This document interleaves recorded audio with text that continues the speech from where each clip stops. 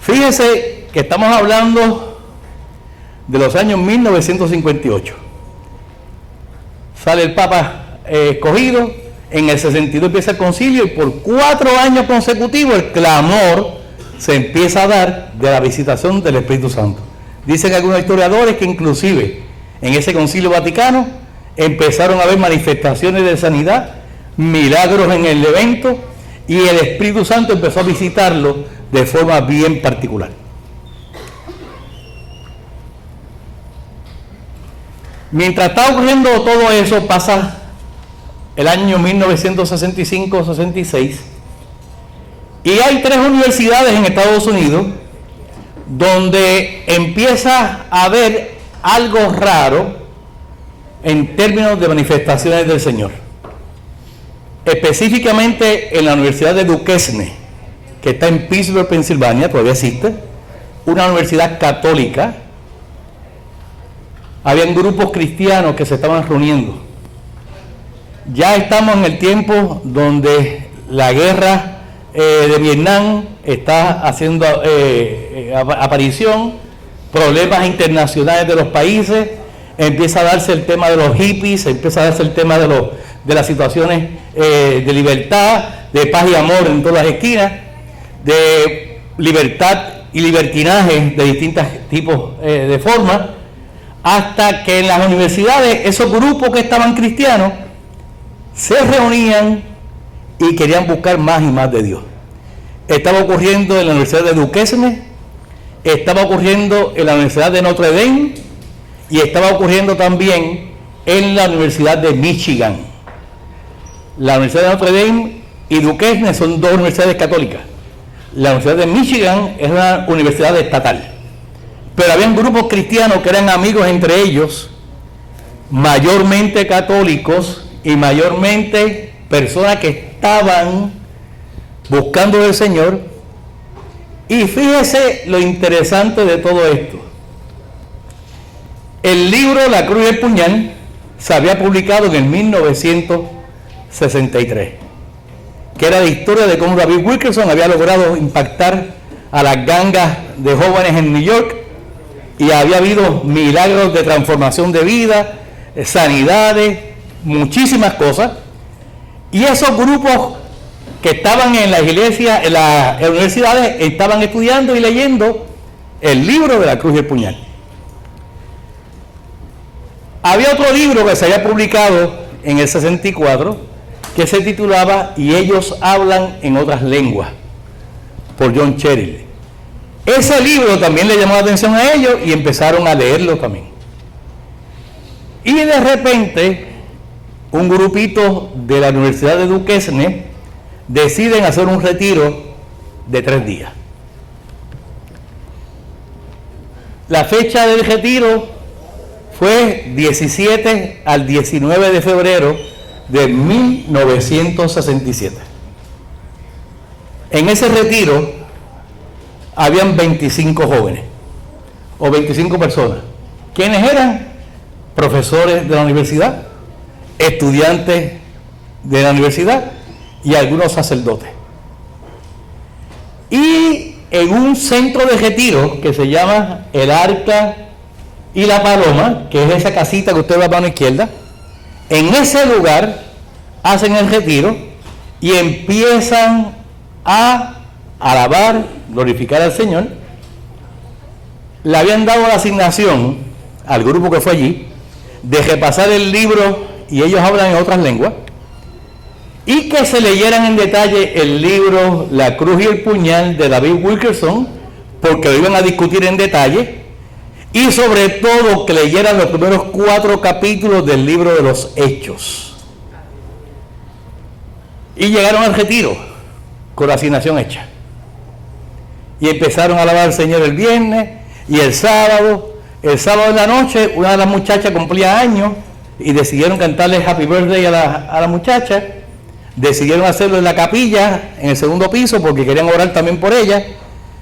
Y de repente ocurre que según van entrando los muchachos, sienten una convicción de pecado, sienten una convicción de que Dios estaba en el lugar, que Dios quería hablar con ellos, y caen postrados de distintas formas en esa noche en el 2º piso.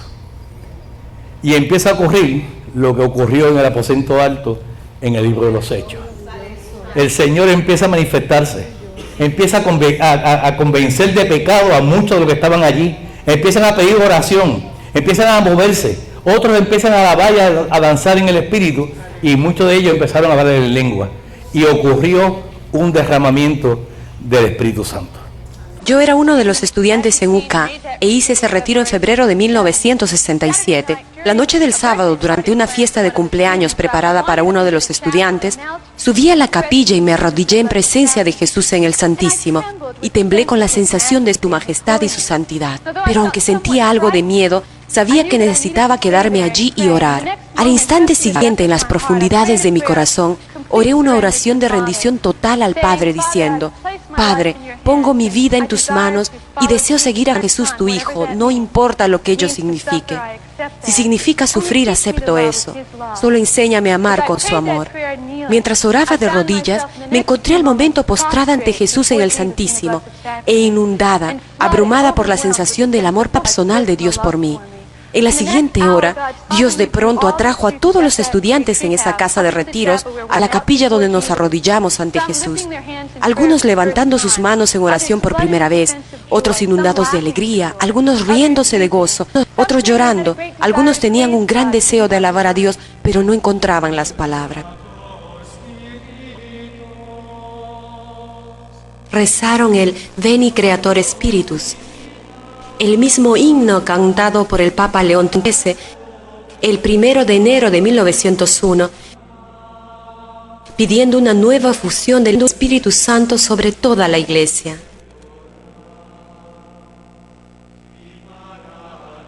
Ven tú, Creador Espíritu, y nuestras mentes visita, los corazones que hiciste llena de gracia divina.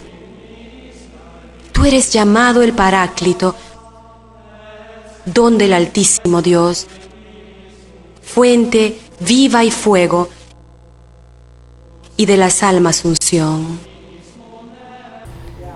Se define ese fin de semana de Duquesne como el comienzo del movimiento carismático dentro de la Iglesia Católica. Ese grupo estuvo allí, estuvo alabando y glorificando al Señor, y de allí regresaron, y en los 2 o 3 días después llamaron a la gente de Notre Dame para explicarle lo que había pasado.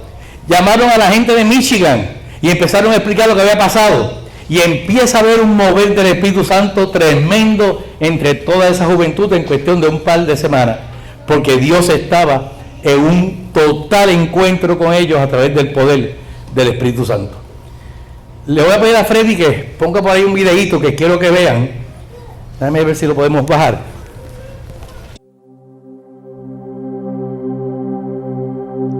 El 18 de febrero de 1967, en un retiro, un grupo de estudiantes universitarios de la Universidad de Duquesne en Pittsburgh, Pensilvania, experimentaron el cumplimiento de una promesa de Dios de manera poderosa. Dios, en su gran amor, derramó su espíritu en un nuevo momento de gracia. Les trajo al conocimiento y al poder del bautismo en el Espíritu Santo. Lo que habían experimentado en los sacramentos del bautismo y la confirmación se hizo más vivo y real en ellos. Wow, David, aquí estamos en la casa de retiro, el Arca y la Paloma. Es tan bueno estar de vuelta. Lo es, Realmente volviendo a casa. Bienvenida a casa, Patty. Gracias, David, me alegra de estar aquí y les damos la bienvenida a todos a este lugar donde se derramaron tantas gracias en 1967. ¿Lo ves diferente? No. Me gusta, me ha encantado cuando estuve aquí antes y no quiero cambiar nada. Tenía una especie de estampado típico de los años 60, un estampado de pared con dibujos, y por aquí había un marco ovalado de Nuestra Señora de los Dolores, que era muy hermoso.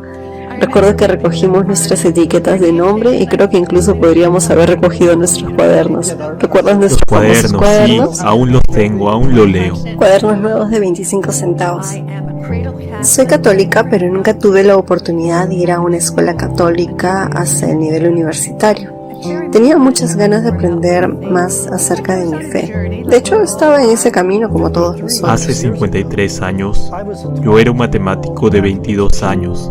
Ahora todavía soy un matemático introvertido, pero soy un hombre radicalmente diferente de lo que era. Fui bautizado en el Espíritu Santo cuando no sabía lo que era, cuando no sabía para qué era, cuando ciertamente no lo merecía y seguramente lo arruinaría. Pero Dios lo dio de todos modos. Antes de venir a retiro, nos pidieron leer dos cosas. Lo primero fue los primeros 4 capítulos de los Hechos de los Apóstoles en el Nuevo Testamento. Y luego la segunda cosa que nos pidieron leer fue un pequeño libro de bolsillo llamado La Cruz y la Navaja, escrito por un pastor pentecostal cuyo nombre era David Wilkerson. Ahora, en ese libro se mencionan muchas cosas relacionadas con el bautismo en el Espíritu Santo, como el don de lenguas y ciertos otros dones que el Espíritu Santo da cuando uno es bautizado en el Espíritu Santo. La primera vez que entré a esta capilla era una chica de 20 años, estudiante de tercer año en la Universidad Husquense del Espíritu Santo, aquí en Pittsburgh.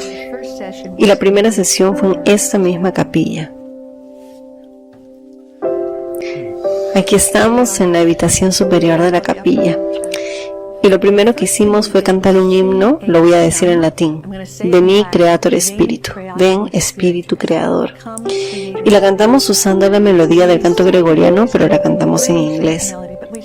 Ven, oh Espíritu Creador, y en nuestras almas toma tu descanso. Ven con tu gracia y ayuda celestial para llenar los corazones que tú mismo creaste. Es un himno hermoso, hermoso. Bueno, como lo cantamos, ya sabes, hay algo que sucede cuando cantamos. Cantamos el himno Ven Espíritu Santo, principalmente porque cuando invocas al Espíritu Santo, Él viene, y así razonablemente podría decir, especialmente después, también un poco durante que mi experiencia en el retiro, fue cantar Ven Espíritu Santo, y luego darme cuenta que Él realmente vino. Cuando cantamos al Señor, puede mover nuestros espíritus de una manera que las palabras solas no pueden. Bueno, no conocía la historia de este himno, ahora lo sé.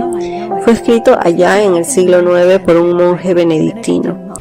Ahí usted tiene dos de los que todavía están activos en el mundo carismático, narrando la experiencia que ellos tuvieron. De hecho, la película dura hora y pico. La puede buscar en internet, se la puse en el material. La puede ver con más calma después. Ahí ellos están narrando lo que estaba ocurriendo en su vida. ¿Qué ocurrió ese fin de semana?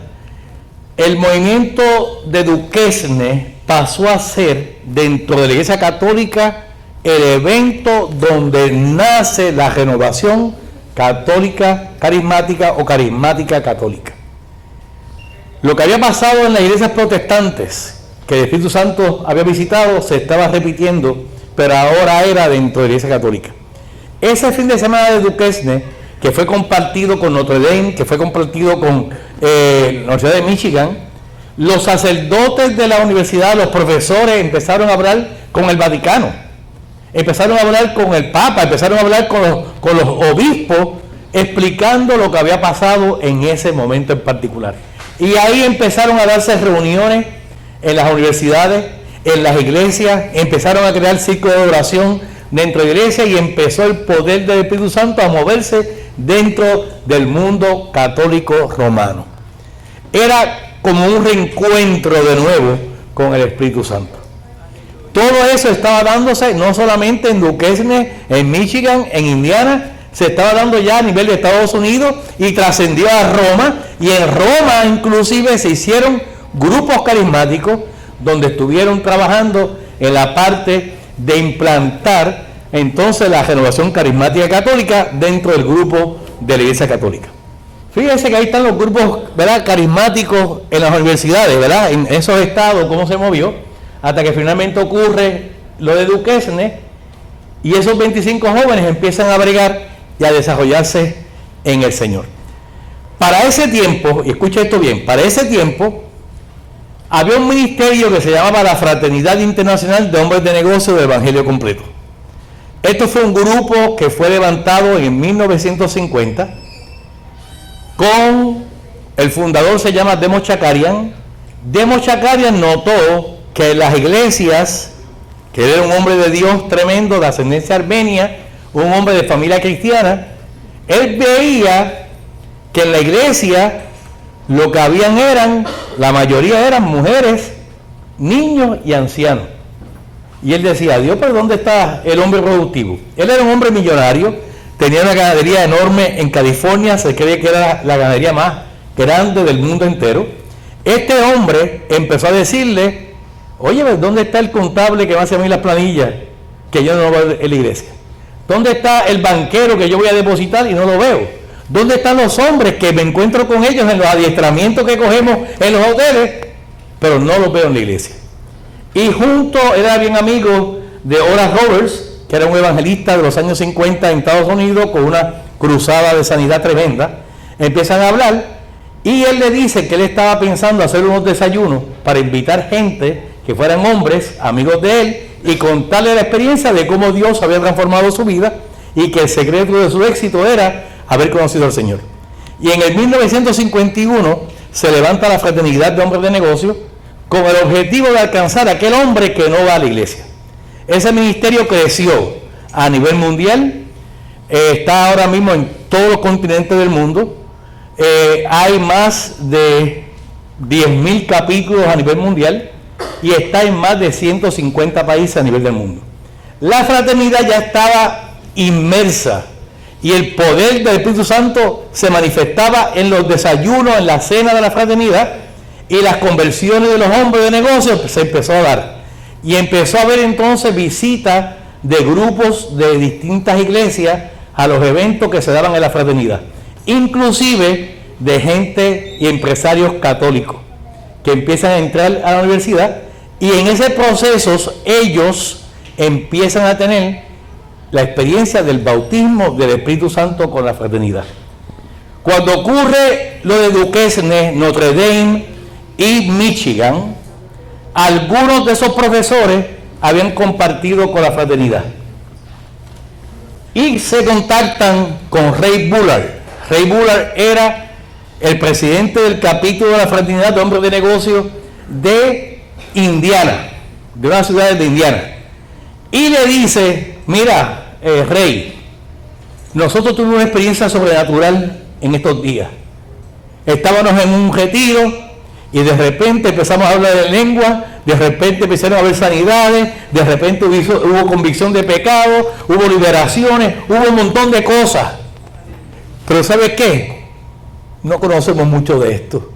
Ustedes que son de la fraternidad, que yo he estado con ustedes compartiendo y vemos que el poder de Dios se ha manifestado en esos eventos, nos podrán ayudar.